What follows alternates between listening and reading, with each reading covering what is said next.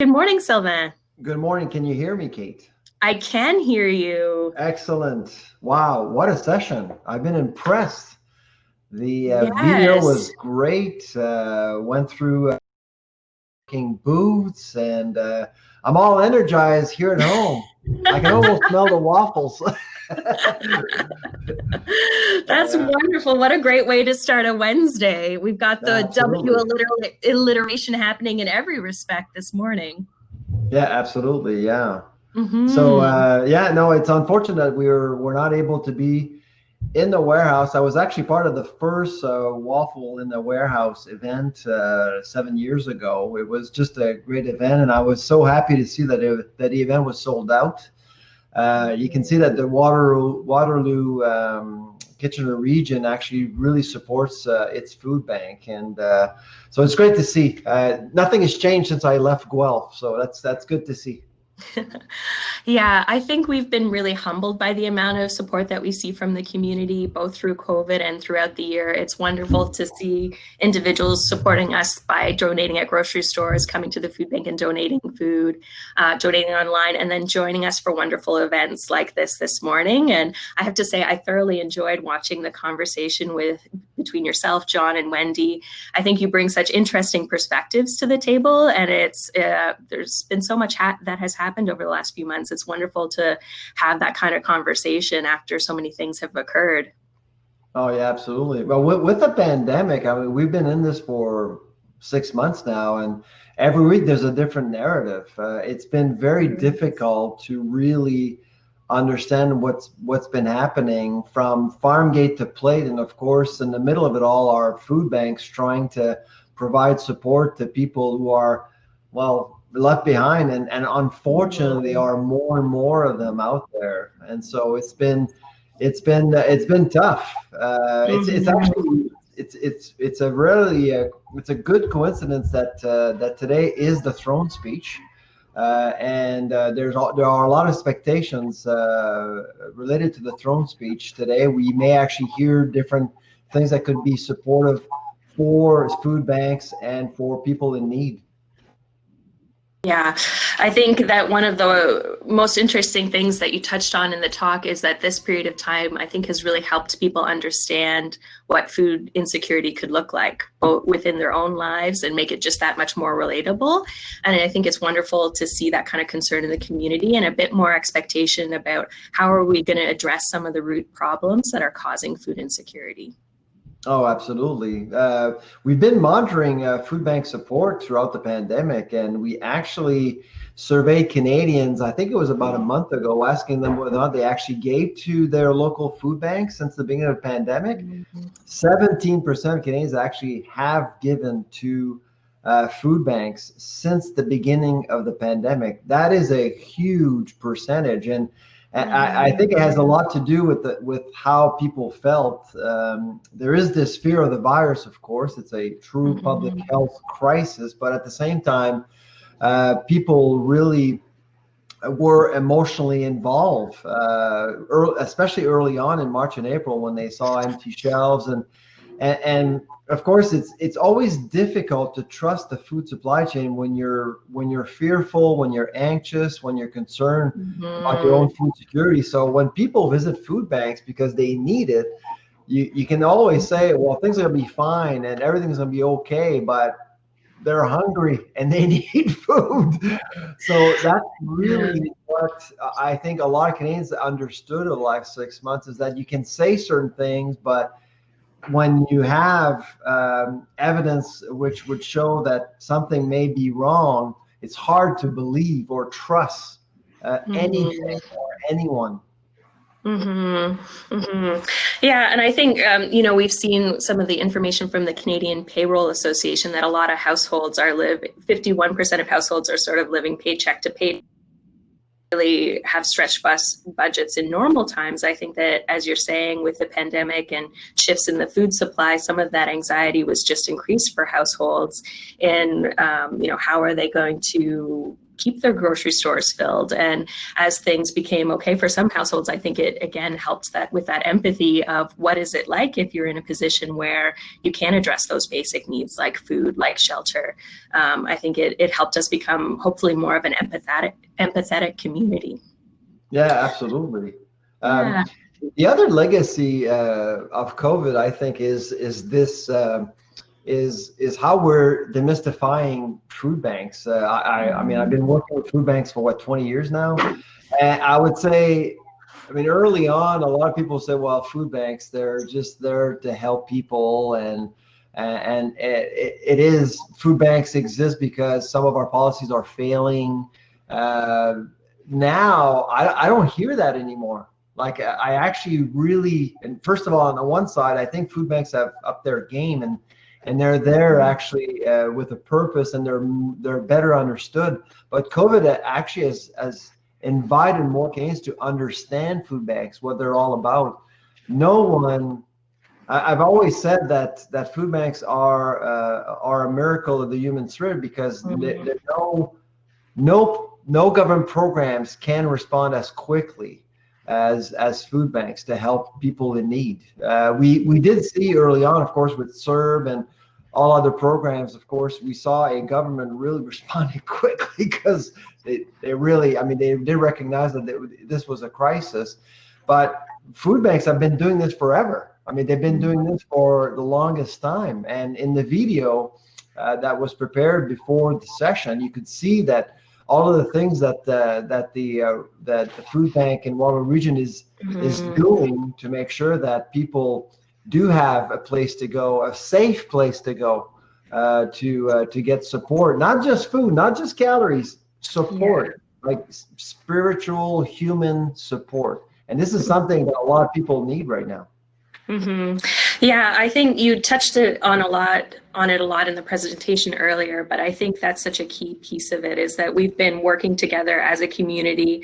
I mean, Waterloo region is such a collaborative community, and we certainly see that within the food assistance network. So by working together to address this issue prior to COVID, we had such a wonderful level of trust and a foundation of collaboration, so that when the changes were coming very rapidly, we were able to move together to make sure that those services were there in the community, knowing how important they are, especially in the early stages of the pandemic, where there was that sense of concern and panic in the community, wondering what services were going to stay open, what resources would be available. We know how important it was to work together. And I think all the organizations are so concerned with those individuals in the community and wanting to make them feel a part of the community and that they belong and have that support there. And some interesting things we found through the pandemic is we would have individuals call in or caseworkers or service providers call in just to get an understanding of the food assistance services available. So people not necessarily needing them right now, but in that state of kind of problem solving and thinking through, if this does get worse, if I don't see that check come in, do I have resources there? Yeah. And I think from a psychological, oh, sorry, Sylvain? I'm not surprised at all. Yeah, people were looking for, I mean, the one thing that most people have been doing the last 6 months is to seek for certainties. Yeah. And the pandemic has brought a lot of uncertainty to our lives. It came violently into our lives, and so we've all been unbalanced by what's been happening since March, and I think we're starting to get a better sense, but of course there's this concern of a potential second wave, and numbers are up, and people are a little bit more anxious. What I'm concerned about is how we're communicating risk to the public. When you actually see the number of tests and everything, it's not that bad. I mean, it's not really in terms of the way we were managing the pandemic. I've actually been quite pleased, but it is a pandemic, and people. And the economy will be suffering, and frankly, I think the fall is not going to be great either. And that's why we need a network like food banks, for example, to support people who are going to be looking for options as they were earlier on. Mhm. So you're well known and well respected as the food professor, but as you mentioned earlier, you're quickly becoming our collective food therapist. Looking to this fall and winter, do you think that By the way, do you know why I'm called the food professor? No, I don't actually. You want to hear a story? I would love to hear a story. It was about 15 years ago in Alberta, and I was actually asked to deliver a keynote there, and the MC, couldn't pronounce my name. No. And so he said, "Listen, you know what? I'm going to call you. I've been looking at your work. I'm going to call you just the food professor. Is that okay?" And it's stuck. It's stuck. And I've had a column in the Great Canadian Grocer ever since called the food professor, and it's easy for people who can't really pronounce my name to just say it the way it is, and I don't mind at all. It's great. Now we'll just have to add a slash and include therapist in that as well. Well, here's the thing about being a scientist, especially in a pandemic. I quickly realized in March and April that what I was going to say in front of a camera or to a microphone mattered, and I just didn't want to. There was a lot of panic going on, and I just didn't want to add fuel to the fire because it was unnecessary. And some of the things that I've heard over the last 6 months were unnecessary. I mean, there are things that just we didn't need to hear. People are smart. They know what's going on. They're looking at the numbers. They know what's at stake. And I think, of course, as a scientist, I have to provide evidence. I have to be true to the research we do, and I have to convey the data that we have, that we've been collecting. But at the same time, the interpretation of results and how we convey that message to the public really mattered a whole lot, especially more so during the pandemic than before during my career. Mm-hmm. Yeah, I think as you say, people were really looking for those reassurances and knowing that something was going to be stable in an environment where things are moving so quickly. Still today, this week again, people are calling to basically ask what's going on, what's going to happen, what will the fall look like? Are we going to have a nasty winter? And it's still coming in. We deal with 25, 30 requests a week in terms of requests to talk about the research that we're doing. Mm-hmm. Looking to the fall, do you think that we'll see the same level of panic buying and pressure on the food system that we saw earlier in the pandemic? I don't think so. I think, so if you go back to March and April, a lot of people did go to the grocery store without knowing whether or not they'll be able to go back. Yes. So, and there's this one, that's the one thing that a lot of people aren't saying, but really, I mean, we didn't know how public health officials were going to deal with this thing. And so people went to the grocery store and bought everything they could without really thinking through what could happen. And so it's hard to blame people who overbought. The problem is that it led to a lot of waste. Let's face it. In June, I think we broke a record in terms of the amount of waste in people's homes. And by the way, this is another reason why I'm a big fan of food banks. Food banks reduce the amount of food waste we generate. It's great. We repurpose food banks, but now, because of the pandemic, people are starting to learn how to repurpose their own food at home. You know? So it's great. We're eating leftovers, we're cooking, we're becoming creative. It's great. But early on, because of the panic buying, people wasted. But I don't think it's going to happen again. Although in Quebec, I don't know if you heard, Kate, on Monday, they did declare the start of a second wave. And guess what happened? 2 Costco's actually ran out of toilet paper. So, which is amazing. Yeah. Which is why risk communication is so critical. If you don't consider the dangers of fear, you really risk going through a panic buying phase again. And that's why I urge public health officials to be very, very careful with how they communicate risk to the public. It's very important. Mhm.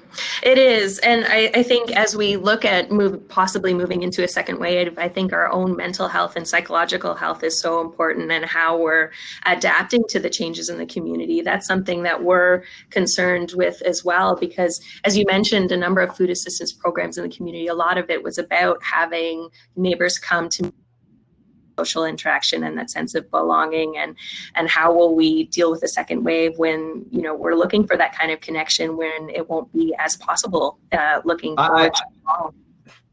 I think people are looking for something to celebrate. People are looking for some normalcy, which is probably why Halloween candies are sales are breaking records, by the way. Did you hear that? I Yeah, did not hear that. That is a surprise. I think parents are saying, you know what, this year, pandemic or not, we're going to come up with some sort of formula to allow our kids to have some sort of normal life, only for a couple of days. I think there's a lot of that going on, and it's okay. It's okay. But I think going into the fall, we need to start celebrating some of the successes instead of just pointing fingers and saying that we're not testing enough, we're not really encouraging people to wear a mask enough or wash their hands. I think people are starting to really get into new habits, responsible habits. It needs to be encouraged, of course, but at the same time, we also need to look at successes. And I'm hoping that our leaders, whether it's Premier Ford in Ontario or anyone else, will show some good leadership in saying, you know what, things are going to be okay. We're going to be all right. We've done a lot of work so far, and but at the same time, we are humans. We are social beasts, and so we need to connect and communicate. And like this morning's event with Waffles in the Warehouse, I've been really impressed with what you guys have done. I mean, to connect with people, the virtual networking session. I actually go through 5-6 events a week right now. And this one is actually pretty good. Oh, that's good. Great. Thank you for that, Sylvain. Yeah, I think as you say, you know, that connection is so important. And I think that's one of the beautiful things about a food bank, is that it's really the community coming together to provide for a community. And as you say, that's something really powerful to celebrate, the caring that we have for our neighbors and that desire to support each other. But speaking of our lovely attendees, we've got a couple of questions here in the chat that I'm sure people want us to address. So kind of related to what we were talking about, Sylvain, are you worried about supply and demand as this second wave comes into gear? I know that there's been a lot of pressure put on the food industry and retail at grocery stores, and they've been doing a lot of planning and pivoting and really a wonderful job meeting the needs. How do you see that moving forward this fall? I'm not overly concerned. The one concern, I suspect that the question is related to food sold in grocery stores and in retail, I suppose. The only concern that we have is food affordability. So access is not going to be a problem. I think there's going to be plenty of food to be sold. It's the price. A lot of fires in California are a problem. We buy for $3.1 billion of food from California every year. That the fires aren't necessarily the problem. It's the smoke. The smoke will actually impact the quality of crops, and frankly, people can go out on fields to harvest the food either because of the smoke. That's a bit of that's on our radar. Canada will be able to import itself out of this mess because the dollar is very strong still. We can buy elsewhere, but if you buy elsewhere, you take California off the table, you're likely to have to pay a little bit more for that food. So we are expecting food prices to increase, especially in produce. Meat is under control now. So that's the one concern that I have. So there'll be food on shelves, but do expect to pay a little bit more. But here's the good news, though. Since we're going out a little bit less to the restaurant, despite the fact that food prices are going up, we may actually be spending less on food overall because we process our own food in our own homes. Interesting. Yeah, I think that one thing that has become very clear with the COVID pandemic for people in the community is how complex the food industry is and how interrelated it can be on an international level. So something that's happening all the way in California really does impact the grocery shelves in our local grocery store. But you know how many times I said the word supply chain in the last 6 months? It's unbelievable. I mean, supply chain is such an unsexy concept. It's something that really even our students at Dalhousie they don't really want to learn about supply chain until now. They absolutely want to learn more about it, and people were curious to know more about supply chain management, which is great. I mean, it's the hidden part of the food industry, really, because people will see shelves, will see restaurants, will see food banks, but they won't see what's behind what got the food onto shelves. And that's really what the pandemic did. The pandemic actually allowed that obscure part of the food industry to become much more visible. So you've mentioned that our habits have changed and that we're cooking at home more. Have you seen people's understanding of the food chain and concerns in that area shift to more focus on local purchasing, more growing their own food, adapting in that way as well? Yeah, absolutely. Even policy everywhere is changing. So our lab right now at Dal, we're actually working with 3 different provinces on food security related projects in New Brunswick, Quebec, and Nova Scotia. And so, and if you look at the CPI, if you look at the consumer price index versus the food price index, the East has been impacted the most over the last 10 years. We've seen food prices rise much faster than the general inflation rate. New Brunswick, Nova Scotia, and Quebec, they've all been affected way more than Ontario, for example. So we're working on controlled environment and agriculture projects. We're working on the network of food banks, how to support that. And you probably heard from Quebec yesterday. The Quebec government has decided to implement a new policy to encourage institutions, so institutional buyers, to buy local, more grown produce and products, which is actually very interesting. Yeah, I think it's been wonderful to see that focus on local agriculture and a real sense of appreciation and the importance it plays in having that sustainability and seeing that investment in that area. Oh, absolutely. The challenge, of course, is the weather. We don't necessarily have the greatest weather to grow food all year round. But I must say, I've been impressed with Southern Ontario. I mean, with the greenhouses being built and there's more capacity there. The problem is that a lot of that food is actually for exports. So we just have food for ourselves a little bit more. Yes. So we have another great question from Aaron here. So the COVID pandemic has made us evaluate our current just-in-time delivery supply chain for food. Do you believe this assessment and adjustment is a long-term change or a short-term change? I'd say, I mean, I actually think that grocers, well, first of all, anyone involved in the food industry, I have to thank, because they've done a great job. It was complicated for a while. I would say that for 2 weeks, last week of March or first week of April, I was holding my breath. I just didn't know whether or not things are going to happen, because you had the panic buying and this huge sector, that $95 billion sector called food service restaurant, just collapsing. And that was shifted over to retail. And I'm going, oh my God, how are they going to deal with that? But they did. And, especially considering we're dealing with the regular problems that we all were in the community of how do you keep everyone safe during a pandemic as well, let alone those huge shifts in the sector. Exactly. And so, but they did. And so I actually do think that the model does work. What I expect, though, is that stores, food stores, grocery stores will change. And I'm not talking about the PPEs, and I'm not talking about the plexiglass. I'm talking about how they're managed. The number of SKUs will likely drop. It's very expensive to run a grocery store now. And I actually do believe that the Canadian market is now overstored. And the reason why I think it's overstored, e-commerce. A lot more people are buying online now because they just can't go out, or they don't want to go out for one reason or another. And that e-commerce piece is growing so much.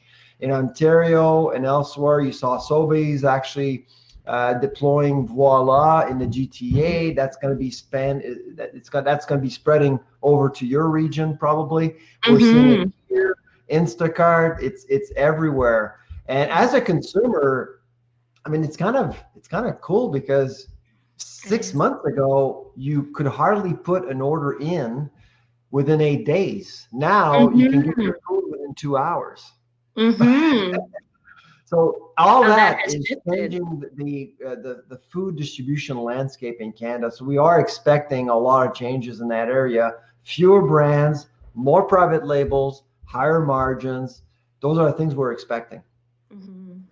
So COVID has been a huge period of change, and having, as we've mentioned, people having to be very flexible and pivot very quickly.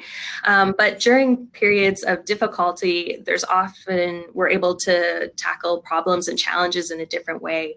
Do you think that there's been any silver linings in COVID? Do you think there's been any positive results from us going through this period?